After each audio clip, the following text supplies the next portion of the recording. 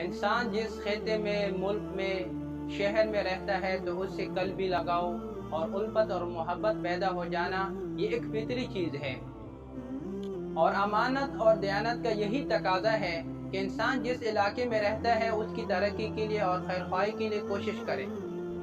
رسول اللہ صلی اللہ علیہ وسلم جب مکہ مکرمہ سے ہجرت فرما کر سواری پر سوار ہو کر تو مکہ کی طرف پیچھے بار بار موڑ کر دیکھتے اور فرمایا، اے مکہ، اللہ کی قسم تو اللہ تعالیٰ کی محبوب ترین اور بہترین زمین ہے، اگر مجھے اس زمین سے نہ نکالا جاتا تو میں آپ کو کبھی بھی نہ چھوڑتا۔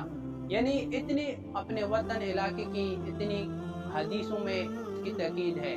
آج ہم اگر اس ملک میں رہتے ہیں تو اس کی قدر کرنی چاہیے۔ اس آزادی میں ہمارے اکابر کی بہت قربانیاں ہیں۔